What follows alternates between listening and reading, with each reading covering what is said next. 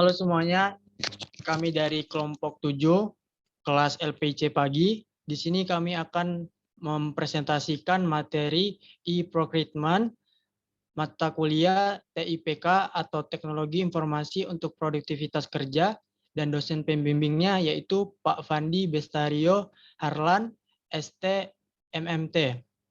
Nah, untuk kelompok 7 sendiri beranggotakan saya sendiri, Ronaldino, NIM 4132 101086, dan ada Doni Bawono, NIM 4132 101080. Kemudian ada Maria Natalia Manuela Siotang, NIM 4132 101082. Kemudian ada Larasati Otnandia Satiti, NIM 4132 101091. Dan terakhir ada Indra Wahyudi Raja Guguk, NIM 4132 101096. Nah, untuk memulai materi e-procurement sendiri, pertama-tama saya akan membahas tentang pengertian dari procurement itu sendiri.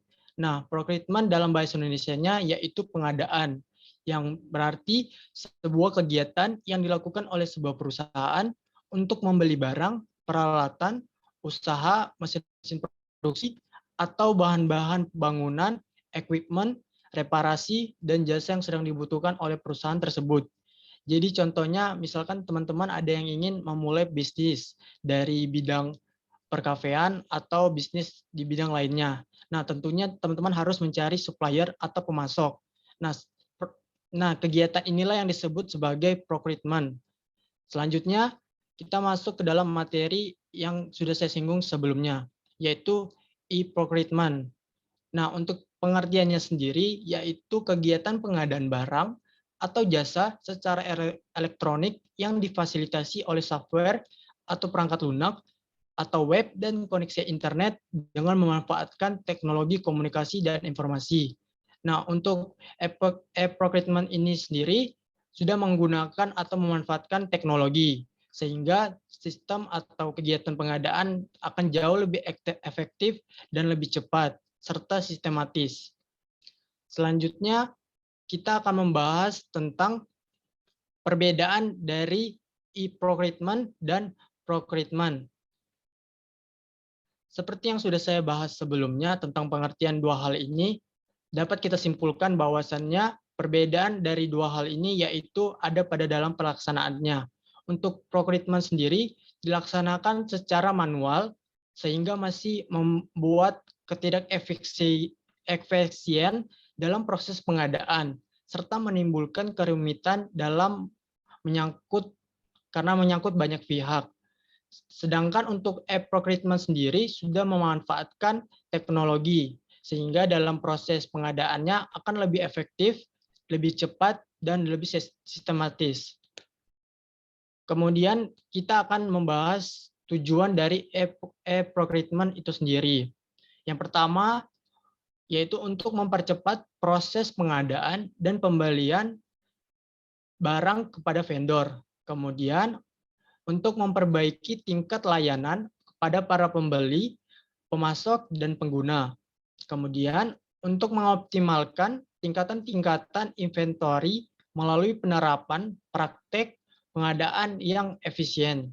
Dan kemudian, untuk mengefektifkan penggunaan sumber daya manusia dalam proses pengadaan. Dan yang terakhir, untuk meningkatkan transparansi dan akuntabilitas dalam proses pengadaan. Selanjutnya, untuk materi manfaat e-procurement sendiri akan dibahas oleh Maria. Untuk Maria, dipersilakan. Terima kasih. Untuk manfaat e-procurement bagi perusahaan ada untuk beberapa pihak. Yang pertama, bagi perusahaan. Yang pertama itu daftar pengeluaran lebih transparan. Itu berarti daftar pengeluarannya itu dia lebih tertata. Dapat diketahui daftar-daftar dia melakukan pengeluaran. Yang kedua, mengurangi biaya operasional pengadaan. itu kan tadi dia menggunakan sistem ini lebih bekerja lebih luas dengan lebih tertata, maka kita bisa dapat meminimalisirkan biaya operasionalan kepada human gitu. Terus yang ketiga, meningkatkan produktivitas. Dengan tadinya itu sistemnya lebih meluas dan lebih tertata, produktivitasnya lebih tertata sehingga dalam satu waktu itu bisa mengerjakan banyak hal. Yang keempat, mempermudah serta mempercepat kegiatan transaksi. Karena tadi sistemnya tertata, maka sistem transaksinya bisa lebih tertata juga. Contohnya itu seperti transfer pembiayaan. Yang kelima, meminimalisirkan kesalahan seperti yang tadi, karenanya lebih tertata, terus lebih transparansi, serta mempermudah kegiatan tadi melalui sistem-sistem itu sehingga mengurangi human error yang dilakukan oleh manusia, karena kan tadi kita menggunakan sistem.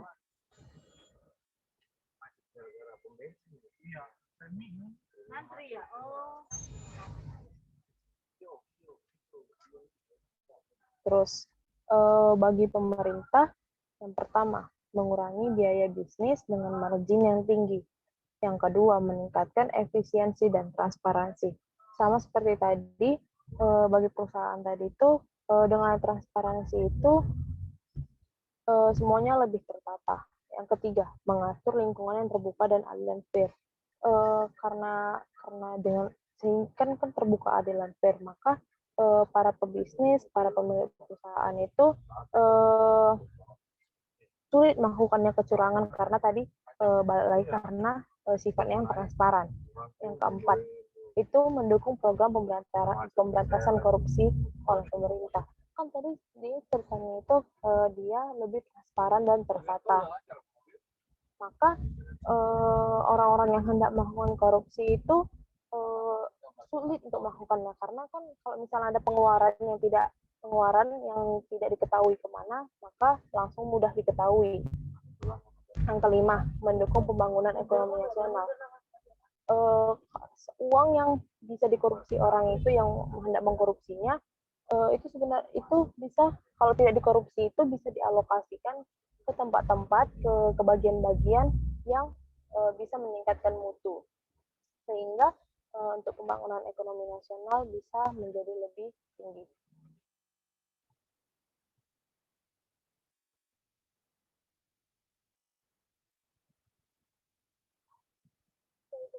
Nah, bagi masyarakat juga mendapatkan manfaatnya, itu kan masyarakat dapat melihat sistem yang transparansi. Dengan masyarakat dapat melihat sistem transparansi ini, kepercayaan terhadap perusahaan ataupun suatu lembaga seperti itu, yang seperti itu, maka masyarakat mempercayakan kebutuhannya kepada perusahaan tersebut.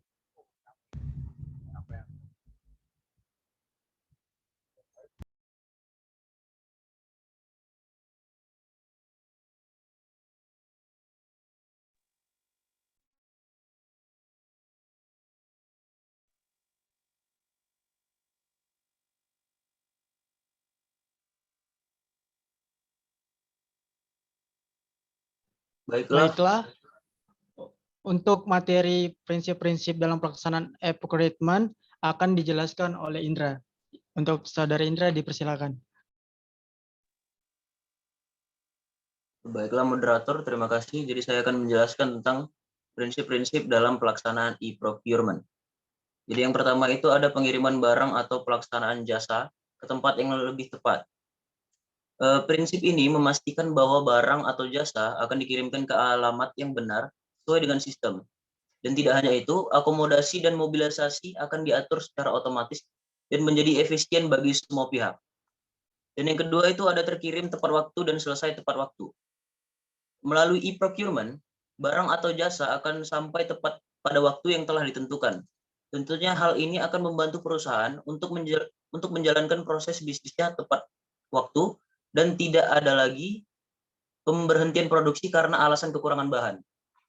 Dan yang ketiga itu ada kualitas sesuai dengan pemesanan dan standar perusahaan. Hal ini memastikan kualitas barang atau jasa yang sampai di perusahaan sesuai dengan kualitas saat proses pemesanan. Hal ini juga akan membantu perusahaan menjaga kualitas hasil produk dan jasa mereka tetap sesuai dengan standar yang ada. Dan kemudian yang prinsip keempat, di prinsip yang keempat ada kuantitas tepat dan sesuai dengan pesanan. E-procurement memastikan jumlah barang yang datang sama dengan jumlah barang saat pemesanan. Proses ini akan membantu kedua belah pihak, yaitu pembeli dan penjual, supaya tidak ada yang dirugikan. Misalkan barang yang dikirim jumlahnya tidak sesuai, maka akan merugikan pihak pembeli, dan penilaian pihak pembeli kepada pihak penjual akan menurun. Dan yang kelima itu ada barang atau jasa dari supplier yang tepat dan asli. Nah, hal ini memastikan barang atau jasa dalam pengadaan berasal dari vendor atau supplier yang benar untuk menghindari pemalsuan merek. Jika menggunakan merek yang palsu akan menurunkan kualitas produk perusahaan juga. Sekian dari penjelasan saya tentang prinsip-prinsip dalam pelaksanaan e-procurement. Saya kembalikan kepada moderator. Oke, kemudian kita akan melanjutkan mengenai komponen-komponen e-procurement. Nah, yang pertama ada hardware, kemudian yang kedua ada software, ketiga ada sumber daya manusia, dan terakhir ada penggunaan e-procurement. Nah, untuk contoh dari hardware sendiri, tentunya teman-teman sudah tahu bahwa ada salah satu contohnya yaitu laptop, komputer, CPU, keyboard, dan lain-lain. Kemudian untuk contoh dari software sendiri, tentunya ada Microsoft Office, Mozilla Firefox, Google Chrome, dan Internet Explorer. Kemudian selanjutnya untuk contoh sumber daya manusia sendiri, yaitu tentu saja manusia dalam pelaksanaan di dalam proses pengadaan. Dan terakhir, untuk contoh dari komponen penggunaan program e-procurement, yaitu pelelangan yang dilakukan dalam sistem online atau di dalam website. Contohnya saja dari website Bank BNI. Kemudian kita akan melanjutkan pembahasan materi yaitu pembagian e-procurement dan akan dijelaskan oleh Indra kembali. Untuk Indra dipersilakan. Baiklah, terima kasih moderator. Jadi saya ini akan menjelaskan pembagian dari e-procurement. Jadi yang pertama itu ada e-tendering, dan yang kedua itu ada e-purchasing. Dan yang pertama itu e-tendering. Apa itu e-tendering? E-tendering itu adalah proses pengadaan barang atau jasa yang diikuti oleh penyedia barang atau jasa secara elektronik melalui cara satu kali penawaran. E-tendering sama persis dengan pola pengadaan yang selama ini dilaksanakan secara manual. Perbedaannya hanya seluruh tahapan dilaksanakan secara elektronik. Dan yang kedua itu ada e-purchasing. Dan apa itu e-purchasing? E-purchasing adalah proses pengadaan barang atau jasa yang dilakukan melalui katalog elektronik. Pengguna barang atau jasa tinggal memilih barang atau jasa yang diinginkan melalui katalog elektronik yang terbuka secara transparan. Sekian dari penjelasan saya. Saya kembalikan kepada moderator. Baiklah, kemudian kita akan membahas tentang ketentuan umum e-tendering dan materi ini akan dijelaskan oleh Doni. Untuk Doni, dipersilakan. Baik, terima kasih. Saya akan menjelaskan ketentuan umum e-tendering. Jadi, ketentuan umum e-tendering ada 3. Yang pertama adalah ruang lingkup e-tendering meliputi proses pengumuman pengadaan barang atau jasa sampai dengan pengumuman pemenang. Para pihak yang terlibat dalam e-tendering adalah PPK, ULP atau pejabat, pengadaan, dan penyedia barang atau jasa. E-tendering dilaksanakan dengan menggunakan sistem pengadaan secara elektronik yang diselenggarakan oleh LPSE. Aplikasi e-tendering sekurang-kurangnya memenuhi unsur pelindungan hak atau kekayaan intelektual dan kerahasiaan dalam pertukaran dokumen, serta tersedianya sistem keamanan dan penyimpanan dokumen elektronik yang menjamin dokumen elektronik tersebut hanya dapat dibaca pada waktu yang telah ditentukan. Arsitektur aplikasi e-tendering dibuat dan dikembangkan oleh LKPP. Lalu yang kedua ada sistem e-tendering yang diselenggarakan oleh LPSE wajib memenuhi persyaratan sebagai berikut. Yang pertama, mengacu pada standar yang meliputi interoperabilitas dan integrasi dengan sistem pengadaan barang atau jasa secara elektronik. Yang kedua, mengacu pada standar proses pengadaan secara elektronik. Yang ketiga, tidak terikat pada lisensi tertentu atau free license. Yang keempat, ULP atau pejabat pengadaan dapat menggunakan sistem pengadaan barang atau jasa secara elektronik diselenggarakan oleh LPSE terdekat. Lalu, yang ketiga ada pelaksanaan e-tendering dapat dilakukan dengan memanfaatkan informasi kinerja penyedia barang atau jasa. Pelaksanaan e-tendering dilakukan dengan hanya memasukkan penawaran harga untuk pengadaan barang atau jasa yang tidak memerlukan penilaian kualifikasi, administrasi, dan teknis, serta tidak ada sanggahan dan sanggahan banding. Tahapan e-tendering paling kurang terdiri atas undangan, pemasukan penawaran harga, dan pengumuman pemenang.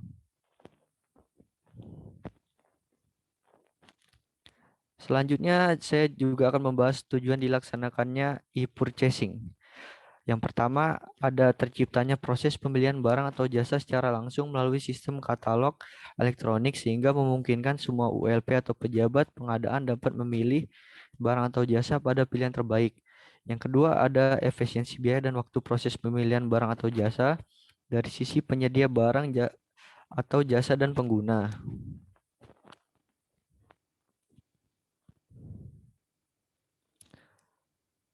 Selanjutnya, ketentuan umum e-purchasing. Ketentuan umum e-purchasing ada 3. Yang pertama, diselenggarakan oleh LKPP dengan memuat informasi spesifikasi dan harga barang atau jasa. Yang kedua, e-purchasing tanpa batas nilai dilaksanakan oleh pejabat pengadaan atau PPK atau pejabat yang ditetapkan oleh pimpinan instansi atau institusi. Yang ketiga, barang atau jasa pada sistem e-katalog ditentukan oleh LKPP.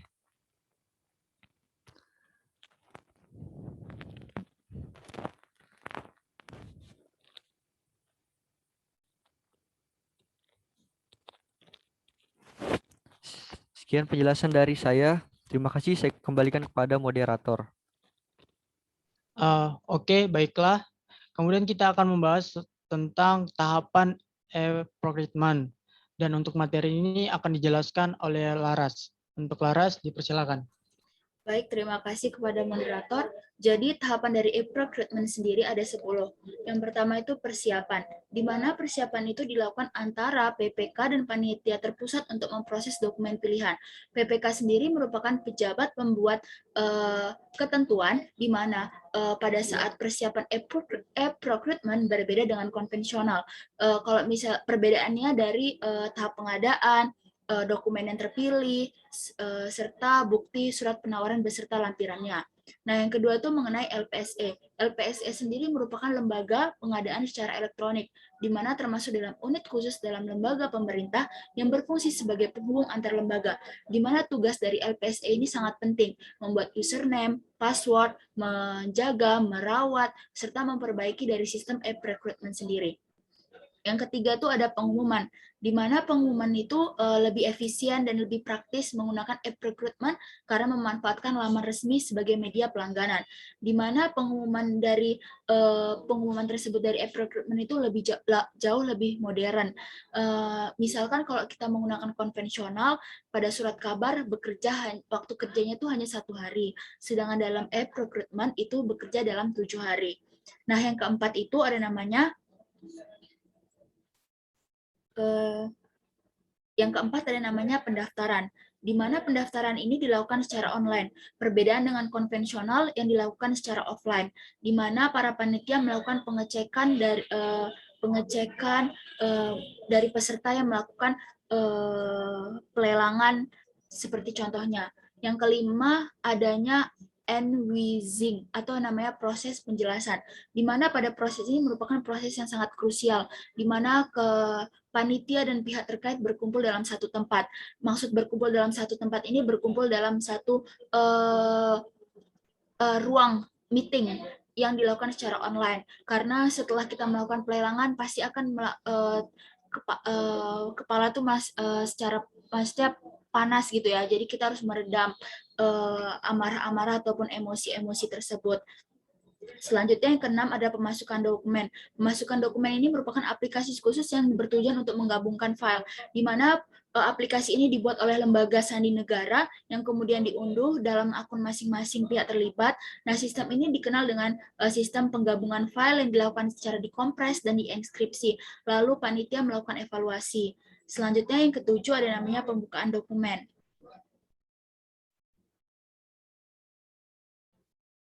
Pembukaan dokumen ini merupakan tahapan yang menakutkan kedua setelah proses penjelasan atau end-using itu, di mana panitia ini mengecek dokumen-dokumen secara satu persatu, melihat apakah dokumen tersebut sudah benar ataupun belum, dan aplikasi ini juga khusus dibuat dari lembaga sandi negara. Selanjutnya, yang kedelapan adalah evaluasi. Evaluasi ini sudah jelas yaitu memeriksa juga kelengkapan dokumen dari peserta yang melakukan pelelangan. Terus yang kesembilan adalah usulan calon pemenang dan penetapan pemenang.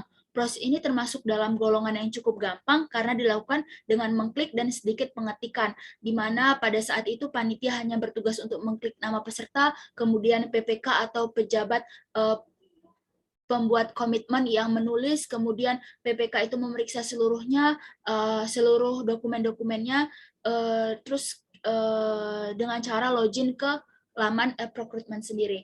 Yang terakhir adalah pengumuman.